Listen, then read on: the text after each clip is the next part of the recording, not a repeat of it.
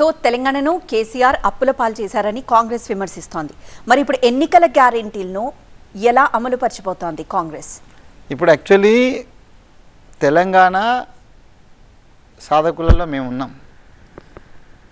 చాలా గర్వంగా తెలంగాణను తెచ్చుకున్న వాళ్ళలో మేము ఉన్నాం. కేసీఆర్ గారితో పాటు మేము ఉన్నాం. వాస్తవంగా కేసీఆర్ గారు మొదటి స్టెప్లోనే తెలంగాణ అభివృద్ధి పట్ల కమిట్మెంట్ ఉన్నటువంటి కోదండరాం కావచ్చు, కత్తి వెంకట స్వామి కావచ్చు, స్వామి గౌడ్ ఇట్లాంటి ముఖ్యమైనటువంటి వాళ్ళను కంప్లీట్గా పక్కన పెట్టినాడు.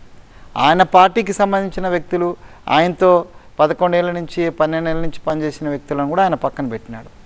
పెట్టి కేవలం రాజకీయ పబ్బం కోసము తెలంగాణ వ్యతిరేకులను, తెలంగాణ ఉద్యమానికి వెన్నుపోటు పొడిచినారో లేకపోతే వ్యతిరేకించిన వాళ్ళందరినీ ఆయన తెచ్చుకొని పెట్టుకోవడం వల్ల ఆయనకు ఒకవేళ మనసులో తెలంగాణ అభివృద్ధి చెందాలా అని ఉన్నా పక్కన ఉన్నటువంటి వాళ్ళందరూ కూడా ఆయనకు సంబంధించినటువంటి ఎవరినైతే కొత్తగా తెచ్చి పెట్టుకున్నారో, నేను పాత వాళ్ళ గురించి అంటలేనండి, తెలంగాణ మూమెంట్లో మాతో పాటు మేము వాళ్ళు కలిసి పనిచేసినటువంటి అనేక మంది టీఆర్ఎస్లో ఉన్నారు.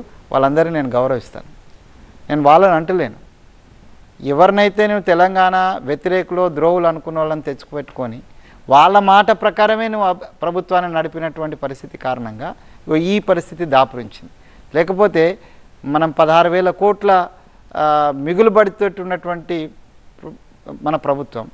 తర్వాత రెవెన్యూ విషయానికి వస్తే కేసీఆర్ కావచ్చు, ఈ రాష్ట్ర ప్రజలు కావచ్చు, ఉద్యమ నాయకులందరూ కూడా everybody should be thankful to, life long thankful to the Sonia Gandhi. ఎందుకంటే తెలంగాణ మూమెంట్లో నేను 23 రోజులు మేము last phase of bill pass అయ్యే సమయంలో నేను నాతో పాటు జేఏసీ లీడర్స్ అందరు కూడా మేము ఢిల్లీలో ఉన్నాం. పెద్ద డిమాండ్ ఏముండేనంటే హైదరాబాదు ఉమ్మడి రాజధానితో పాటుగా హైదరాబాద్ రెవెన్యూలో 50% షేర్ ఆంధ్ర ప్రాంతం అడిగింది. ఆంధ్ర ప్రాంతానికి సంబంధించినటువంటి ఎంపీలందరి యొక్క మొదటి డిమాండే అది. దాన్ని రాయపాటి సాంబశివరావు గారు లీడ్ చేసినారు. అప్పుడు ఉండవెల్లి గారు దాన్ని సమర్థించుకుంటూ మాట్లాడినారు, ఎందుకు మాకు కావాలని.